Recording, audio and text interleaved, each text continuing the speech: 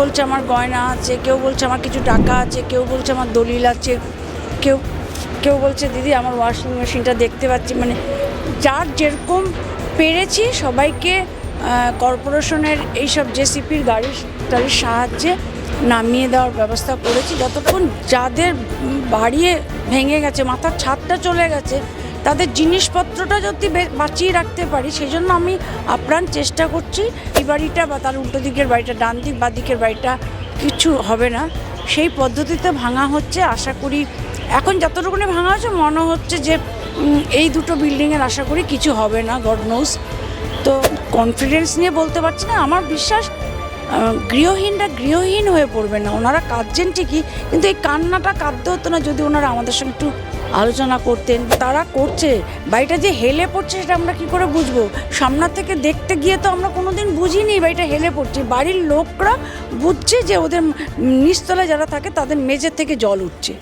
এই মুহূর্তে আমাদের সঙ্গে আছে 99 ওয়ার্ডের কাউন্সিলর মিতালি ব্যানার্জি। দিদি, গতকাল যখন এই ঘটনা ঘটে, আমরা যেমনটা জানি যে গতকাল থেকে এখনও পর্যন্ত একদম বেলার শেষের দিকে এসছে, আপনি কি একদম গতকাল থেকে এখানেই রয়েছেন? হ্যাঁ হ্যাঁ হ্যাঁ, কালকে রাত্রে সারা রাত ছিলাম। আজকে ভোরবেলা 6টার সময় একটু ফ্রেশ হতে গেছিলাম, তারপর আবার 8:30টার সময় এখানে চলে এসেছি। তারপর থেকে এখনো পর্যন্ত আছি, কাজ চলছে, দেখছি। দিদি, যেটা দেখতে পাচ্ছিলাম যে এখানে আসার পর থেকে বহু জিনিসপত্র আটকে ছিল, সেগুলো বের করা হচ্ছে আস্তে আস্তে, আবার একদিকে ভাঙার কাজও চলছে। মানে এই মুহূর্তে কি পরিস্থিতি, কোথায় আছে কি বলবো না, এখানে যারা ফ্ল্যাট ওনারা ছিলেন তারা আমাকে রিকোয়েস্ট করেছে যে দিদি আমাদের কেউ বলছে আমার গয়না আছে, কেউ বলছে আমার কিছু টাকা আছে, কেউ বলছে আমার দলিল আছে, কেউ কেউ বলছে দিদি আমার ওয়াশিং মেশিনটা দেখতে পাচ্ছি। মানে যার যেরকম পেরেছি সবাইকে কর্পোরেশনের এইসব জেসিপির গাড়ির সাহায্যে নামিয়ে দেওয়ার ব্যবস্থা করেছি যতটা সম্ভব।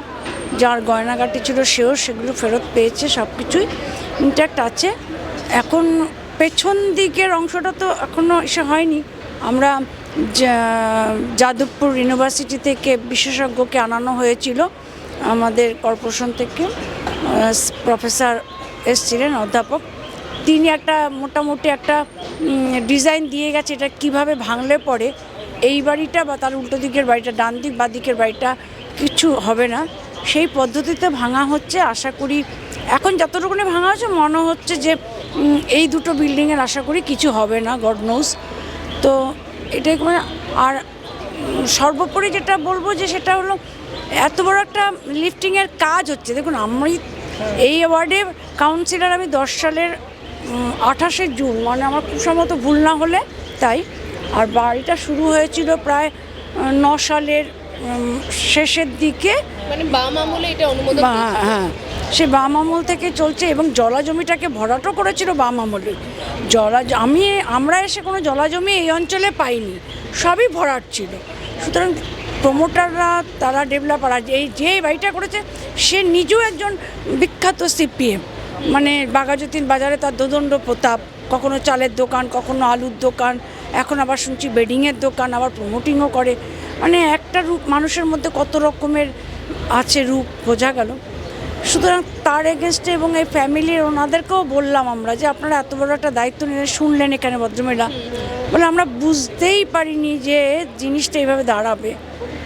যার জন্য আমাদেরকে ওনারা ভয় দেখিয়ে দিয়েছিল, কাউন্সিলরকে জানাবেন না, কর্পোরেশনকে জানাবেন না, আমরা খুব সাইলেন্টলি কাজটা করে যাব। মানে বাসিন্দাদের ভয় দেখিয়েছিলেন প্রমোটার? হ্যাঁ, ওই ফ্ল্যাট হোল্ডারদেরকে যে করবেন না, তাহলে বাধা পড়ে যাবে, আটকাবে না, আপনাদের ভালোর জন্যই করছি, আপনারা শুধু আমাকে উপকার করুন, 2-3 মাস আপনারা নিজেদের পয়সা ভাড়া দিন, আর এইটা করতে আপনাদের 1 টাকাও খরচা করতে হবে না, 18-19 লাখ টাকা যা খরচা হবে সব আমিই করব। তখন ওনারা ভাবলেন যদি বাড়িটা ভালোই হয়ে যায়, যেহেতু একটু বসে যাচ্ছিল, ওনারাও রাজি হয়ে বেরিয়ে এসছে। ওই বেরিয়ে আসাটাই ওনাদের জীবনটাকে বাঁচিয়েছে। নাহলে প্রমোটারের এই বুদ্ধিতে যদি ওনারা থেকে করতেন তাহলে আজকে তো কত বড় ঘটনা ঘটতে পারত। এবং এই মুহূর্তে আমরা দেখতে পাচ্ছি দিদি যে একদম বেলা শেষের দিকে, আমরা জানি সন্ধ্যা হলে কাজও বন্ধ রাখতে হবে, না হলে আরও ক্ষতির সম্ভাবনা আছে।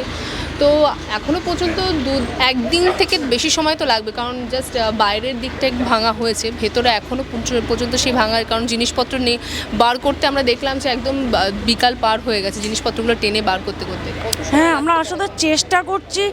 দেখুন, যাদের বাড়ি ভেঙে গেছে, মাথার ছাদটা চলে গেছে, তাদের জিনিসপত্রটা যদি বাঁচিয়ে রাখতে পারি, সেই জন্য আমি আপ্রাণ চেষ্টা করছি, সেগুলো বার করছি। আশা করি যখন আস্তে আস্তে ওই স্যারের বুদ্ধি মতন বা তার চিন্তামত্তায় যেভাবে ভাঙা হচ্ছে, আশা করি আমরা পেছনের দিকেরটাও রিলিজ করতে পারবো, জিনিসগুলো বার করে দিতে পারবো।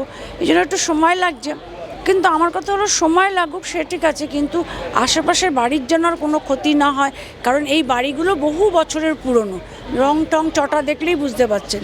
সুতরাং এই বাড়িগুলোর জন্য আর কোনো ক্ষতি না হয়, আর কোনো মানুষের কোনো দুর্গতিতে না পড়তে হয়, তার জন্য আমরা বলছি ধীরে করো, কিন্তু কাজটা আস্তে আস্তে করো, এই কারণে যাতে আর কোনো নতুন করে কিছু ক্ষতি না হয়। এই পুরনো বাড়ি থেকে যেটা মাথায় এলো, যে আমরা কিছুক্ষণ আগে আপনারা কথা বলছিলেন যে এই বাড়ির যে প্রমোটার তিনি গ্যারান্টিও দিয়ে গেছিলেন 20 বছর। উনি আবার নোটারি করে বিল্ডিংয়ের, উনি যে বিল্ডিংয়ের ডেভেলপার, এই 8টা ফ্যামিলি, 6টা ফ্যামিলি আর 2টো প্রমোটারের ছিল ভাড়াটে, আর ইসেকে কি হরিয়ানার থেকে এনেছিল নাগরা কনস্ট্রাকশন, তারা ত্রিমুখী একটা কন্ট্রাক্ট চুক্তি করে।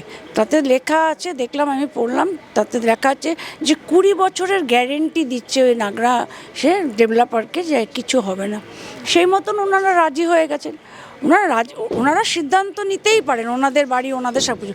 কিন্তু আজকে জানালে আমরা কি করতাম, আমরা হয়তো আরও একটু হেল্প করতে পারতাম, বলতাম কর্পোরেশনের সাজেশন নিন, কর্পোরেশনের সঙ্গে কথা বলুন। ওনাদের লিফটিংটা তো আমাদের বন্ধ করার উদ্দেশ্য না, আরও এক্সপার্ট কিছু কাউকে দিয়ে করতে পারতাম, বা যারা করছে তাদের কতটা তারা সক্ষম এইগুলো করতে, তাদের সার্টিফিকেটগুলো চেক করতে পারতাম। ওগুলো কিছু করার অবকাশ পেলাম না, ওনারাও করলেন না। সুতরাং ঘোলা জলে শুধু ওই আরএসপি আগের কাউন্সিলর তিনি এসে করে যাচ্ছেন, ওনাদের আমলেই জলাজমি ভরাট হয়েছে, ওনাদের আমলেই এই ইললিগাল বিল্ডিংগুলো হয়েছে। এখন কী হয়, সরকারটা আমাদের আছে, কর্পোরেশনটা আমাদের আছে, আমরাও নতুন করে আছি, দায়টা আমাদের নিতে হচ্ছে। একদম এই জায়গাটাই, কারণ এখনো পর্যন্ত যে প্রশ্নটা তুলছেন যে তাহলে কর্পোরেশন নিশ্চয়ই বাম আমলে এটা তৈরি করা হয়েছে, তাহলে কেন কলকাতা পৌরসভা কেন এই বাড়ি হেলে যাওয়ার আগে কেন তারা পরিদর্শন করেনি, যখন পৌরসভা থেকে বারবার বলছে যে 4তলা বাড়ির নিয়ম নেই, এই প্রশ্নটাও তারা না, তারা করছে। বাড়িটা যে হেলে পড়ছে সেটা আমরা কি করে বুঝবো? সামনা থেকে দেখতে গিয়ে তো আমরা কোনোদিন বুঝিনি বাড়িটা হেলে পড়ছে। বাড়ির লোকরা বুঝছে যে ওদের নিচতলায় যারা থাকে তাদের মেঝে থেকে জল উঠছে, মেঝে থেকে জল উঠছে, তখনও যদি আমাদেরকে বলতো আমরা তো নিশ্চয়ই একটা হেল্প করতে পারতাম। আজকে যখন এই অবস্থায় দাঁড়িয়ে রাতের পর রাত দাঁড়িয়ে আছি, যারা এখানে চেঁচামেচি করছে যে মিতালি ব্যানার্জিকে গ্রেপ্তার করতে হবে, পদত্যাগ করতে হবে, আমার পদত্যাগ, গ্রেপ্তার যা সিদ্ধান্ত নেবে, যদি দেখা যায় আইনের ইস্যুতে আমি আছি, আমার গ্রেপ্তার হতেও আপত্তি নেই, আমার পদত্যাগ করতেও আপত্তি নেই, কারণ আমরা এইটাকে আঁকড়ে রেখে আমরা মানুষের কাজই করতে এসেছি। কিন্তু আমাদের যুক্তি হলো, তুমি দলিলটা দিলে কিসের ভিত্তিতে? যে বাস্তু জমি দেখালে কি করে, যেটা জলা জমি ছিল, তাহলে কার আমলে এটা জলা জমিটাকে বুঝিয়ে তুমি বাস্তু জমি করলে?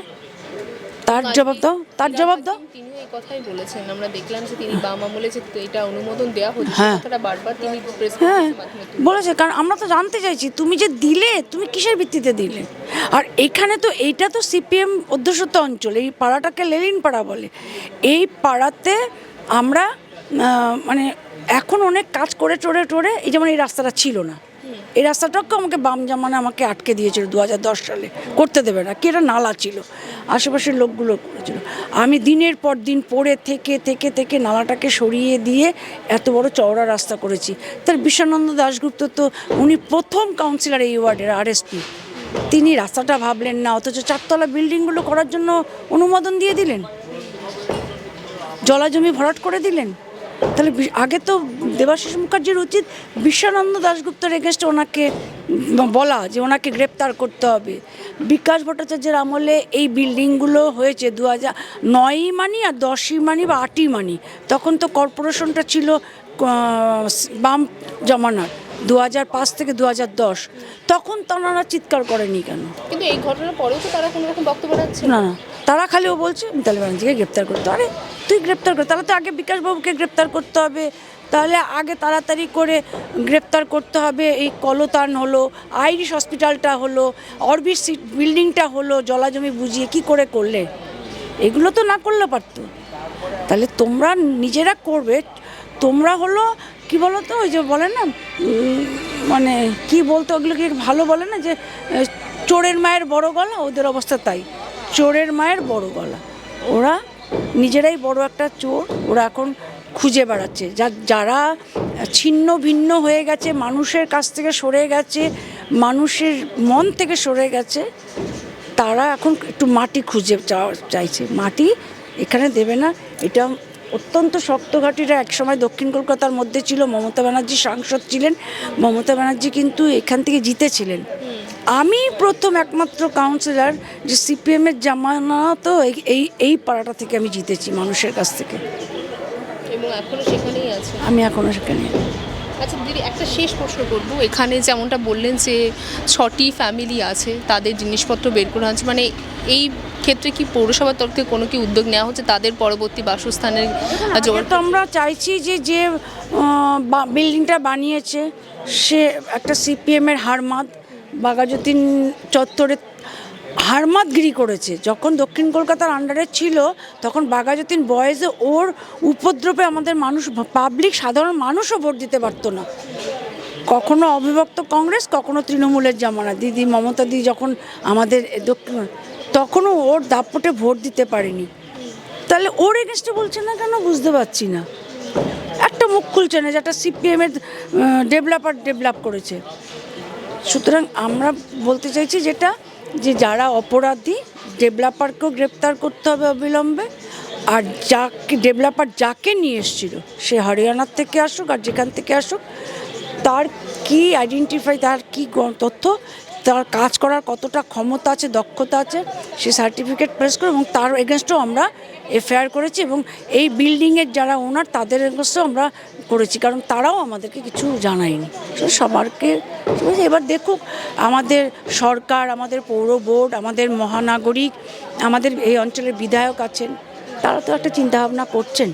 কারণ আমাদের নেতৃত্ব কখনো উনি বরঞ্চ কর্পোরেশনকে তো আমার দপ্তরে আশ্রয় বলে পথ লোকদেরকে আমরা তুলে আমরা শেল্টার দিচ্ছি, মাথা গোজা যে তুমি বাইরে থেকো না। আমাদের মুখ্যমন্ত্রী এতটা মানবিক, আমাদের মহানাগরিক, উনি বলছেন যে আশ্রয় নাম হবে আমার দপ্তর। তো সুতরাং দেখছি সেখানে আমার মনে হয়, আমি কনফিডেন্স নিয়ে বলতে পারছি না, আমার বিশ্বাস গৃহহীনরা গৃহহীন হয়ে পড়বে না। ওনারা কাঁদছেন ঠিকই, কিন্তু এই কান্নাটা কাঁদতে হতো না যদি ওনারা আমাদের সঙ্গে একটু আলোচনা করতেন, বা এই যে ইন্টেরিয়ার ইসে করছেন, যে মেনটেনেন্সের কাজ করছেন বলেছেন, মেনটেনেন্সের কাজ কি আমরা কেউ দেখতে যাই? বাংলা হাটের আরো খবর দেখতে নজর রাখুন। বাংলা খবর মানেই বাংলা হাট।